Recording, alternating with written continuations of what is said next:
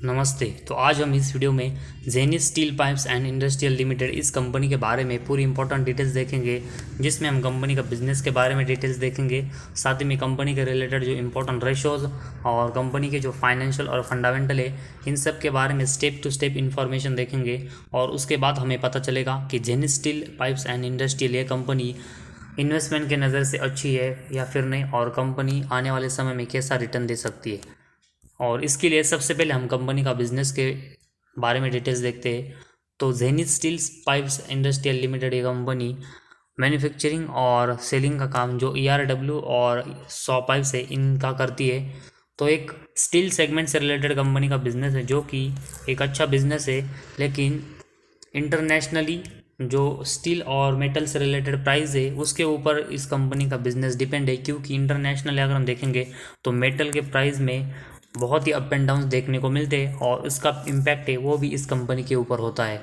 तो इस वजह से कंपनी का बिजनेस है वो इंटरनेशनली मार्केट के ऊपर डिपेंड है, जो कि इस कंपनी के बिजनेस को कभी भी बहुत ही अप एंड डाउन कर सकता है। तो इस बात के ऊपर हमें ध्यान रखना चाहिए कि कंपनी के बिजनेस में बहुत ही अप एंड डाउन हो सकते हैं।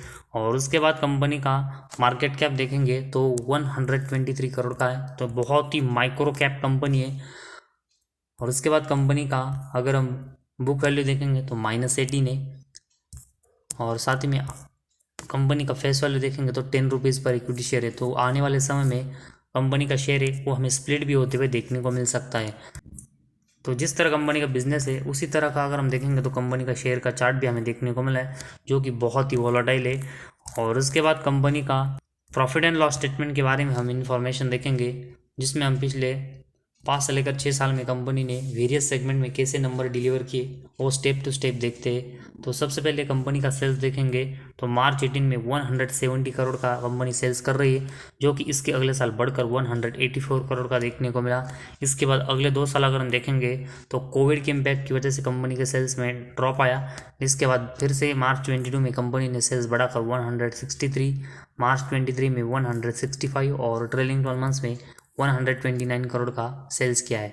तो एक ठीक ठाक है, बहुत ज़्यादा ग्रोथ भी हमें इसमें देखने को नहीं मिली और बहुत ज़्यादा डाउनफॉल भी देखने को नहीं मिला।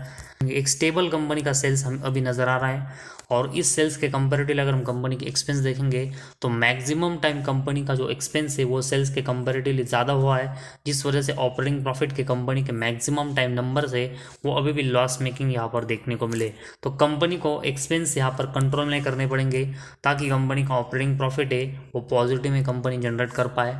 और इसी वजह से ऑपरेटिंग प्रॉफिट मार्जिन भी कंपनी का मैक्सिमम टाइम लॉस मेकिंग है। तो दो इंपॉर्टेंट नंबर से ऑपरेटिंग प्रॉफिट और ऑपरेटिंग प्रॉफिट मार्जिन दोनों में कंपनी लॉस कर रही है। और उसके बाद कंपनी का नेट प्रॉफिट देखेंगे तो इसमें भी कंपनी कंसिस्टेंट अगर हम देखेंगे तो पिछले 5 से लेकर 6 साल में एक ही बार प्रॉफिट में ये मैक्सिमम टाइम इसमें भी कंपनी लॉस कर रही है। और अर्निंग पर शेयर का कंपनी का नंबर्स भी मैक्सिमम टाइम लॉस कर रहा है। और तो नेट प्रॉफिट और अर्निंग पर शेयर का नंबर कंपनी का लॉस में होना एक नेगेटिव बात है, क्योंकि किसी भी कंपनी का नेट प्रॉफिट और अर्निंग पर शेयर ये जिस मल्टीप्लाई में बढ़ते हैं उसी मल्टीप्लाई में अगर हम देखेंगे तो कंपनी का शेयर बढ़ता है या फिर डाउन होता है। तो नेट प्रॉफिट और अर्निंग पर शेयर के नंबर कंपनी के लॉस मेकिंग है। और उसके बावजूद कंपनी के शेयर में पिछले कुछ दिनों से जो अच्छी चीज़ें हमें देखने को मिली है वो सिर्फ शॉर्ट टर्म के नज़र से हमें देखने को मिल सकती है, क्योंकि कंपनी को अगर लॉन्ग टर्म में अच्छा परफॉर्मेंस करना है तो कंपनी को नेट प्रॉफिट और अर्निंग पर शेयर के नंबर्स में भी जो नेगेटिव में कंपनी नंबर जनरेट कर रही है वो पॉजिटिव में यहाँ पर कन्वर्ट करने पड़ेंगे। और उसके बाद कंपनी का बैलेंस शीट देखेंगे तो इसमें कंपनी के जो रिजर्व है वो कंसिस्टेंट लॉस मेकिंग है। तो 400 करोड़ की कंपनी के रिजर्व लॉस में, और उसके कंपेरेटिवली कंपनी के ऊपर 220 करोड़ का बोरिंग्स है। तो पिछले कुछ समय से अगर हम देखेंगे तो कंपनी ने अपने ऊपर का बोरिंग ज़रूर कम किया है, लेकिन अभी भी कंपनी के जो रिजर्व लॉस में और उसके कंपेरेटिवली कंपनी के ऊपर 200 करोड़ का बोरिंग्स है, जिस वजह से कंपनी की बैलेंस शीट है वो अभी भी बहुत ही वीक नज़र आ रही है। तो बैलेंस शीट में भी कंपनी को बहुत ही इंप्रूवमेंट की ज़रूरत है। और उसके बाद कंपनी का कैश फ्लो देखेंगे तो अभी मार्च 23 में 3 करोड़ के प्लस में ज़रूर कंपनी का नेट कैश फ्लो है, लेकिन इससे पहले देखेंगे तो कंसिस्टेंट प्लस और माइनस में नेट कैश फ्लो कंपनी का देखने को मिला है। तो कंपनी का नेट कैश फ्लो भी अगर हम देखेंगे तो कोई स्टेबिलिटी इसमें हमें देखने को नहीं मिली, कंसिस्टेंट प्लस और माइनस में कंपनी के नंबर्स हमें देखने को मिले। तो नेट कैश फ्लो में भी कंपनी को बहुत ही इंप्रूवमेंट की ज़रूरत है। और उसके बाद कंपनी की डेब्टर डेज देखेंगे तो पिछले 2 सालों में, 2 से लेकर 3 साल में डेप्टर डेज कंपनी के बढ़ रहे, तो कंपनी को डेप्टर से पेमेंट लेने में पिछले 2-3 साल से ज़्यादा समय लग रहा है, जो कि कंपनी के लिए एक निगेटिव साइन है। और उसके साथ ही में इन्वेंट्री डेज अगर हम देखेंगे तो ये भी पिछले 2-3 साल में थोड़े से बढ़ते हुए देखने को मिले, तो इसमें भी कंपनी को नंबर से वो कम करने की कोशिश करनी पड़ेगी। और लास्ट में कंपनी का शेयर होल्डिंग पैटर्न देखेंगे तो कंपनी के जो प्रमोटर है उनके पास लगभग 16% की हिस्सेदारी है। साथ ही में डीएच के पास देखेंगे तो 0.12% की हिस्सेदारी है, और पिछले कुछ समय से डीएच की हिस्सेदारी भी कंपनी में कम होते हुए देखने को मिली। और उसके कंपैरेटिवली अगर हम देखेंगे तो पब्लिक की हिस्सेदारी कंपनी में कंसिस्टेंट बढ़ रही है।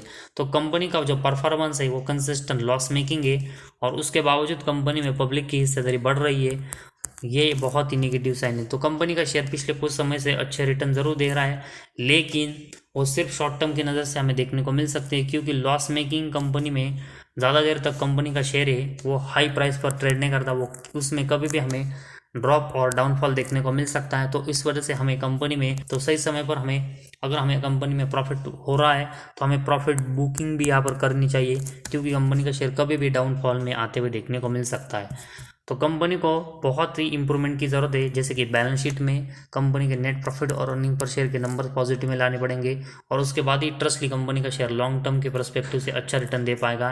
लेकिन करंटली पोजीशन में कंपनी जो लॉस मेकिंग है और कंपनी की जो बैलेंस शीट बहुत ही वीक है, साथ ही में प्रमोटर के पास भी कंपनी की बहुत ही कम हिस्सेदारी है, इन सब रीज़न की वजह से कंपनी के शेयर में अभी हमें करंटली पोजीशन में ज़्यादा इन्वेस्टमेंट करने से बिल्कुल अवॉइड करना चाहिए। अगर हमें प्रॉफिट इस कंपनी में करंटली पोजीशन में हो रहा है तो हमें सही समय पर थोड़ी प्रॉफिट बुकिंग भी यहाँ पर करनी चाहिए। तो ये स्ट्रैटेजी हमें इस कंपनी में यहाँ पर करनी चाहिए।